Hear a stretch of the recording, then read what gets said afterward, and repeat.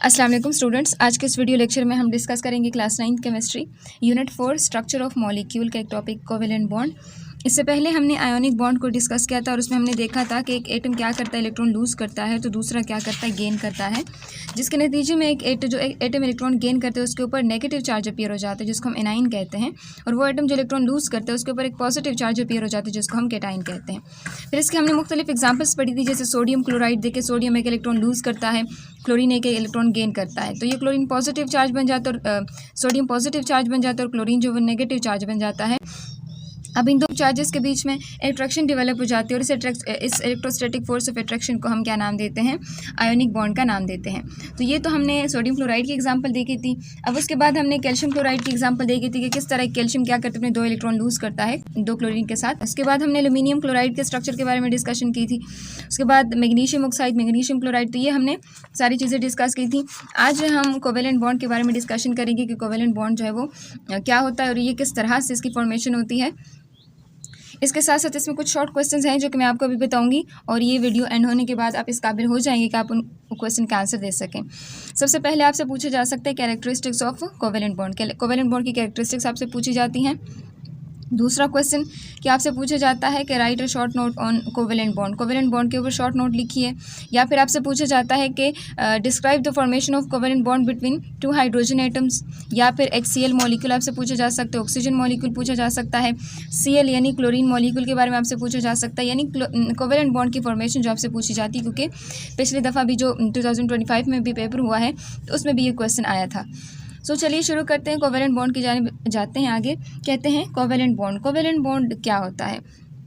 जैसे हमने ionic bond में पढ़ा कि कंप्लीट ट्रांसफर ऑफ इलेक्ट्रॉन होता है, लेकिन यहाँ पे कंप्लीट ट्रांसफर ऑफ इलेक्ट्रॉन नहीं होता, बल्कि क्या होता है, इलेक्ट्रॉन जो होते हैं वो शेयर किए जाते हैं बिटवीन टू एटम्स। तो जो शेयरिंग ऑफ इलेक्ट्रॉन की वजह से जो अट्रैक्शन डेवलप हो जाती है दो एटम्स के बीच में, उस अट्रैक्टिव फोर्सेस को हम क्या नाम देते हैं, कोवेलेंट बॉन्ड का नाम देते हैं।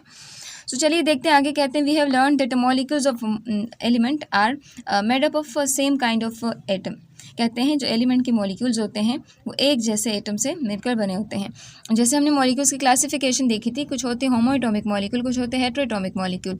होमोएटॉमिक मॉलिक्यूल ये वो मॉलिक्यूल्स होते हैं जो कि एक जैसे एटम से मिलकर बने होते हैं, यानी एक एटम के एक एलिमेंट के एटम से मिलकर बने होते हैं, ठीक है। और जो हेटेरोएटॉमिक मॉलिक्यूल्स होते हैं ये डिफरेंट काइंड्स ऑफ एलिमेंट के एटम से मिलकर बने होते हैं, ठीक है। An example is a molecule of hydrogen, यानी अगर होमोएटॉमिक मॉलिक्यूल की हम बात करें तो वो क्या है, हाइड्रोजन की एग्जाम्पल हम लेते हैं H2, made up of two hydrogen atoms and its formula is H2। कहते हैं ये दो हाइड्रोजन एटम से मिलकर बना, एक जो हाइड्रोजन मॉलिक्यूल है ये दो हाइड्रोजन एटम से मिलकर बना है जिसका फार्मूला क्या है, H2 है। कहते हैं how are the two hydrogen atoms are joined और बाउंडेड।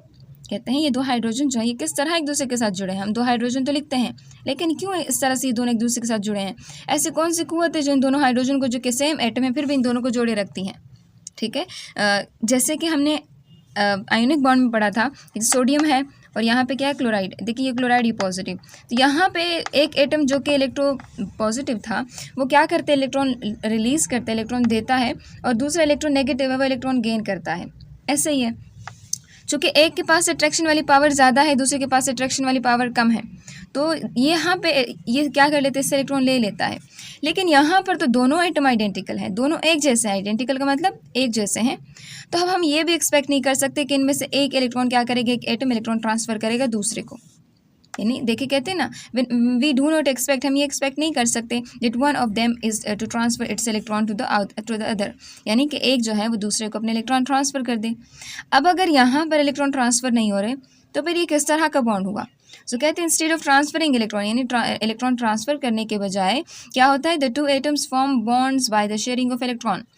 कहते हैं ये दो एटम्स क्या करते हैं, बॉन्ड बना लेते हैं इलेक्ट्रॉन के शेयरिंग के बाद, यानी इलेक्ट्रॉन एक दूसरे के साथ शेयर कर लेते हैं, और क्या होता है, इनके बीच में एक अट्रैक्टिव फोर्स डेवलप हो जाती है, और उस अट्रैक्टिव फोर्स को फिर हम क्या नाम देते हैं, कोवेलेंट बॉन्ड का नाम देते हैं।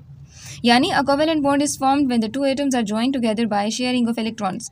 यानी कोवेलेंट बॉन्ड कैसे बनता है, जब दो एटम एक दूसरे के साथ जुड़ते हैं, और वो क्यों जुड़ते हैं, बाय शेयरिंग ऑफ इलेक्ट्रॉन, जब वो इलेक्ट्रॉन शेयर कर लेते हैं, और the type of bond is called covalent bond, ठीक है। यानी शेयरिंग ऑफ इलेक्ट्रॉन के नतीजे में जब दो एटम आपस में जुड़ते हैं तो उनके बीच में जो फोर्स ऑफ अट्रैक्शन डेवलप हो जाती है उसको हम क्या नाम देते हैं, कोवेलेंट बॉन्ड का नाम देते हैं।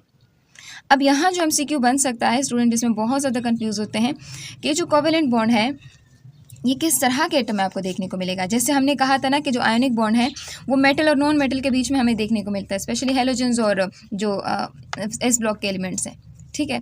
तो ये कैसे बनता है, यानी पी ब्लॉक और एस ब्लॉक जो है, ये देखिए एस ब्लॉक का मेंबर, ये पी ब्लॉक का मेंबर, ये क्या करते हैं, साल्ट बनाते हैं, ठीक है, आयोनिक कंपाउंड बनाते हैं, और भी बहुत सारी चीज़ें बन सकती हैं।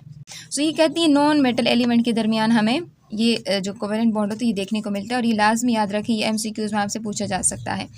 जो आयोनिक बॉन्ड है वो मेटल, ठीक है, और नॉन मेटल के दरमियान बनता है, ठीक है, आयोनिक बॉन्ड मेटल और नॉन मेटल के दरमियान। लेकिन अगर हम कोवेलेंट बॉन्ड की बात करें तो वो दो नॉन मेटल्स के दरमियान बनता है। फॉर एग्जांपल हाइड्रोजन हाइड्रोजन की बात करें, ये नॉन मेटल है। हम क्लोरीन क्लोरीन की बात करते हैं, ये नॉन मेटल है। हम ऑक्सीजन ऑक्सीजन की बात करते हैं, नॉन मेटल है, ठीक है। और भी बहुत सारे इसमें ऐसे एलिमेंट हैं जो कि नॉन मेटल्स होते हैं, उनके बीच में कोवेलेंट बॉन्ड की फॉर्मेशन होती है। देखिए कार्बन कार्बन के बीच में बॉन्ड की फॉर्मेशन हो सकती है, ठीक है ना।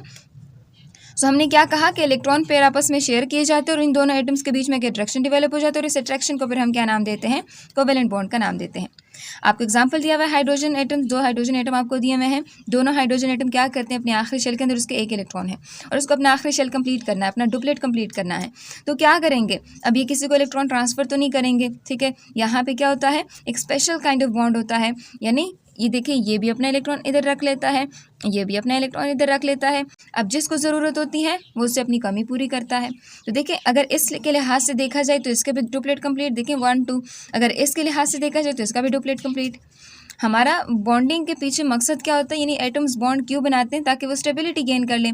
और स्टेबिलिटी कब आती है, अगर उनका आखिरी शेल कंप्लीट हो। अब देखिए इनका आखिरी शेल कंप्लीट हो गया ना, पहले शेल के अंदर इसके तो 2 इलेक्ट्रॉन आ सकते हैं। जब आखिरी शेल कंप्लीट हो गया इसका मतलब ये क्या हो जाते हैं, स्टेबल हो जाते हैं। उसके बाद कहते हैं देखिए यहाँ पर 2 हाइड्रोजन एटम मिलते हैं, हाइड्रोजन मॉलिक्यूल बनाते हैं। अब यहाँ पे ये जो लाइन है ना, ये जो 2 क्रॉस और डॉट आपको नज़र आ रहे हैं, ये हमने सिर्फ क्या किया, दोनों के इलेक्ट्रॉन को डिफ्रेंशिएट करने के लिए क्या है कि मतलब एक इलेक्ट्रॉन एक का है, दूसरा इलेक्ट्रॉन दूसरे का है। इसको ना ये जो डॉट एंड क्रॉस इसको हम सिंपल एक लाइन के ज़रिए, बिग डैश के ज़रिए भी रिप्रेजेंट कर सकते हैं, जैसे ऊपर आप लोगों को शो करके दिखाए गए, देखिए है। अब कहते हैं जीन लीवियस ने लीवियस कॉन्सेप्ट में इलेक्ट्रॉनिक थ्योरी ऑफ वैलेंस जो कि हमने डिस्कस भी किया था, उसके अंदर 2 कॉन्सेप्ट दिए थे। उसमें कहा था कि कुछ एटम क्या करते हैं, इलेक्ट्रॉन लूज़ करते हैं। देखिए यहाँ पर कि कुछ एटम इलेक्ट्रॉन लूज़ करते हैं, कुछ गेन करते हैं, कुछ शेयर करते हैं। और वो ऐसा क्या क्यों करते हैं, क्योंकि ताकि वो नोबल गैस इलेक्ट्रॉनिक कन्फिगुरेशन को क्या कर सकें, अटेन कर सकें। अब लॉस और गेन वाला कॉन्सेप्ट तो आयोनिक बॉन्ड में हो जाता है, लेकिन यहाँ पे जो बॉन्ड होता है इसमें हम इलेक्ट्रॉन की शेयरिंग की बात करते हैं। सो कहते हैं व्हेन टू एटम को retain stable electronic configuration by sharing electron between them. अब क्या होता है कि एटम क्या करते हैं, इलेक्ट्रॉन शेयर कर लेते हैं, जिसकी वजह से उसमें स्टेबिलिटी आ जाती है। So the share pair of electron is represented by dash between the 2 bonded atoms. और कहती है जो शेयर पेयर ऑफ इलेक्ट्रॉन होते हैं दोनों एटम्स के बीच में, पेयर हम इसको क्यों कहते हैं, क्योंकि एक एटम से भी आता है, दूसरे एटम से भी आता है, ठीक है। तो दोनों एटम क्या करते हैं, अपने अपने इलेक्ट्रॉन शेयर कर लेते हैं। ये एक इसका इलेक्ट्रॉन एक इसका, तो देखिए पेयर में 2 यूनिट्स आते हैं, देखिए इसको हम पेयर का नाम देते हैं। तो जो शेयर पेयर ऑफ इलेक्ट्रॉन है ना, इसको हम जब एटम के एटम्स लिखते हैं तो एक डैश से उनको रिप्रेजेंट करते हैं। जैसे यहाँ पे आप देख सकते हैं हाइड्रोजन की हमने बात कर ली, देखिए हाइड्रोजन, क्लोरीन की, ऑक्सीजन की, देखो हम मुख्तलिफ तरह के एलिमेंट की बात करते हैं, उसमें हम एक लाइन्स के जरिए उनको इस शेयर पेयर ऑफ इलेक्ट्रॉन को रिप्रेजेंट करते हैं।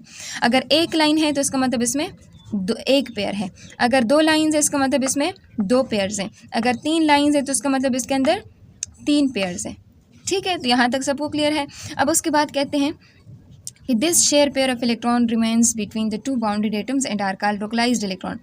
अब ये जो 2 इलेक्ट्रॉन्स होते हैं, ये जो पेयर ऑफ इलेक्ट्रॉन्स होते हैं, ये क्या करते हैं, ये अपनी ही जगह के ऊपर रहते हैं। ये किसी मॉलिक्यूल के इस वाले पार्ट में या फिर मॉलिक्यूल के उस वाले पार्ट में नहीं जाते, बल्कि इनके दरमियान ही रहते हैं। अब चूंकि यहाँ पे दरमियान स्टक रहते हैं, दरमियान ही रहते हैं, इसी वजह से इस तरह के इलेक्ट्रॉन को हम लोकलाइज्ड इलेक्ट्रॉन का नाम देते हैं। कुछ होते हैं डीलोकलाइज्ड, जो अपनी जगह को छोड़ के चले जाते हैं, ठीक है, एक पूरे मॉलिक्यूल में घूमते हैं, ठीक है, तो उसको हम क्या नाम देते हैं, डीलोकलाइज्ड इलेक्ट्रॉन। लेकिन ये तो घूमते नहीं हैं, ये तो बिल्कुल दरमियान में मौजूद हैं, ये देखिए दरमियान में ही मौजूद है, यहाँ से ये कहीं नहीं जाएंगे। तो ये देखिए इस तरह के पेयर ऑफ इलेक्ट्रॉन को हम क्या नाम देंगे, लोकलाइज्ड इलेक्ट्रॉन। लोकलाइज कहते हैं मकामी। अब कहते हैं the bond which is formed by the mutual sharing of electron is called covalent bond. कहते हैं वो बॉन्ड जो बनता है 2 एटम्स के बीच में, जब क्या होता है, म्यूचुअल शेयरिंग होती है, बाहमी इश्तराक होता है। जब 2 एटम आपस में एक दूसरे के साथ इलेक्ट्रॉन शेयर करते हैं तो उसके नतीजे में उनके बीच में एक अट्रैक्टिव फोर्स डेवलप हो जाती है, और उस अट्रैक्टिव फोर्स या फिर बॉन्ड को हम क्या नाम देते हैं, कोवेलेंट बॉन्ड का नाम देते हैं। एग्जाम्पल कौन कौन सी आती हैं, देखिए H2 है, O2 है, HCl है, Cl है, Cl2 है, ठीक है। इसी के साथ साथ आपके पास O2 तो हो गया, N2 हो सकता है, ठीक है। तो ये और भी बहुत सारे इसके एग्जाम्पल जो है आपको मिल सकती हैं, ठीक है। तो ये चीज़ हमने देख ली। अब यहाँ क्वेश्चन आपका क्या बन सकता है कि right a short note on covalent bond. तो कोवेलेंट बॉन्ड आप बताएं कि शेयरिंग ऑफ इलेक्ट्रॉन होता है, पहला पॉइंट आपका ये हो जाएगा। दूसरा के शेयर पेयर ऑफ इलेक्ट्रॉन को हम डैश रिप्रेजेंट करेंगे, तीसरा आप इसकी एग्जाम्पल दे दें तो आपके क्वेश्चन आपका कंप्लीट हो जाएगा।